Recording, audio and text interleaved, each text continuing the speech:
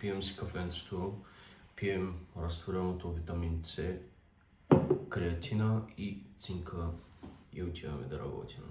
Мале, много ми се спи. Един-два дни от седмицата гледам да ходя да работя някъде навън, някъде в някакво кафенце или някакво заведение. Защото то писва постоянно да работиш от вкъщи. И избрах точно подходящото време. Цяла нощ е валяло, студено е, духа и даже го дава да вали сняг. Но, от такова. Избрали сме днеска, така че ще го снимаме. Айде, да отиваме. Сега ще ви покажа къде ще работим. Нека да започва деня.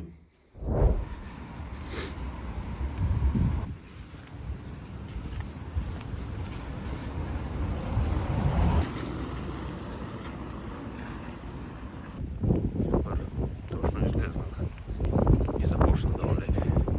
Просто прекрасно. И духа.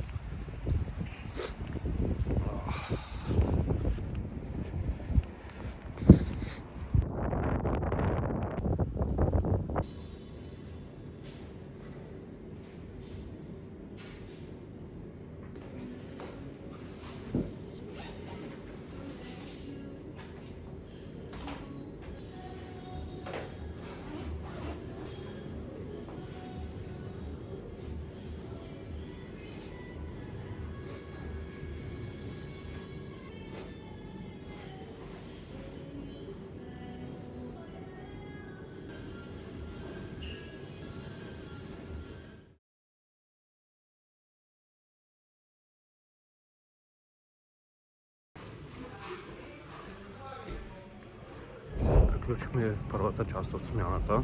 Сега се прибираме към вкъщи, да се направим да хапнем нещо, защото още не сме яли. Отвънка духа мега много, валя сняг. Сега пече слънце. Иначе в края една котка дойде при мен, та съм уж цялата трепереше, беше и много студено. Много криво време наистина.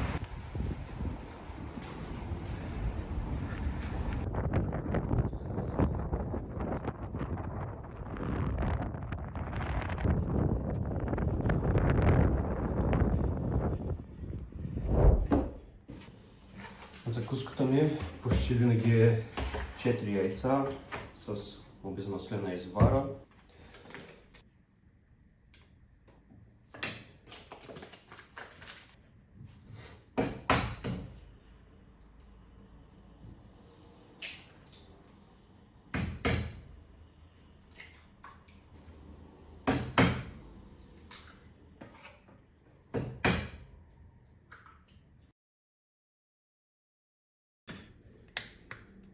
Малко черен пипер и сол.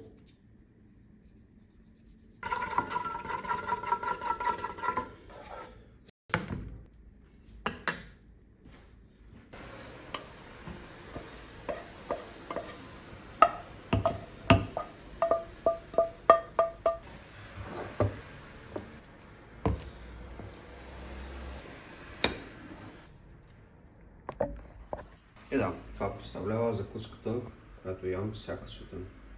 Време е да продължаваме смяната и ще се видим после, за да ходим да тренираме. Дойде време и за обяда. Хапваме оризче с поишки кюфтета и телешка кайма, която беше останала от вчера. Часът е 4:21.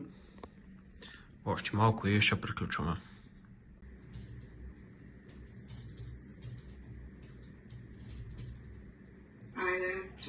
Айде, чао, лека. Приключих работа, отвънка вече е тъмно. Днеска беше много дълъг и измарящ ден, но отиваме да тренираме. Като за тази цел, сега ще ви покажа какво точно ям преди тренировка. Най-вероятно някой от вас ще го сметне за много странно, но ако си човек, който пие само вода по цял ден и консумира храни, които не са бъкане с захар, това наистина ти дава супер много енергия. Така че нека ходим в кухнята и да ви покажа как се прави това нещо. А това, което ще ви трябва е увесени ядки, сол, затоплена вода, но не вряла и мед. В купичката слагаме 2 лъжици овес. Може да ги направим 3, така. След което взимаме водата и водата леко да покрие ядките. Разбъркате много хубаво. Овеса като е поел малко, слагаме си една лъжица мед и тайната съставка, което най-вероятно ще е най-странно за всички, слагаме малко сол. Горе-долу една щипка. Това е нещо, което ям преди всяка една тренировка, което ми дава енергия и издръжливост, когато тренирам на лъстове. Това нещо се разбърква хубаво, докато все още е топло, за да може да се разтопи меда и когато се разбърка, изглежда точно по този начин.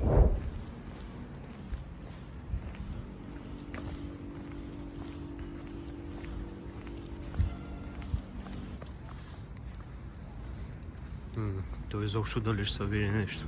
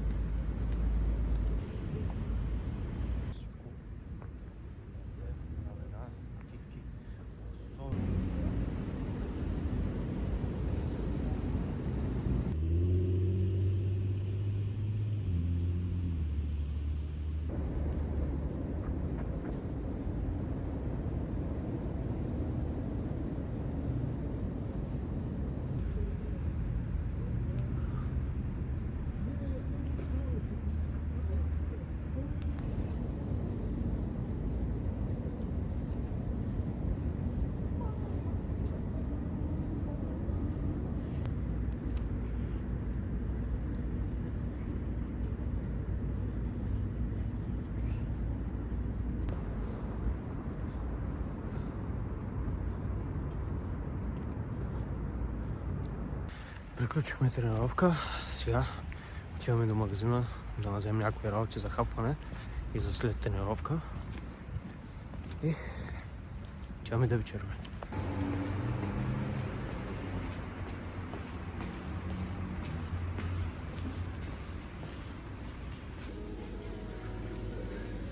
Сега след тренировка ще си направим протеиновия шейк, като отново слагам овес, протеиново мляко, прясно мляко и банан. Започваме с млякото, като няма грамажи, няма нищо. Горе-долу съм се запомнил колко трябва да сложа. Някъде толкова трябва да е достатъчно. След което слагаме от овесените ядки. Колко ще сложим? Може би 2 сухани лъжици. Е така. След което ще сложим протеина на прах. Последно ще сложим банан. Паряме го, разпащаме хубаво.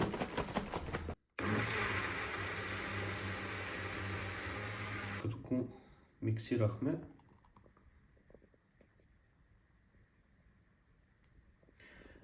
така изглежда нашия протеинов шейк.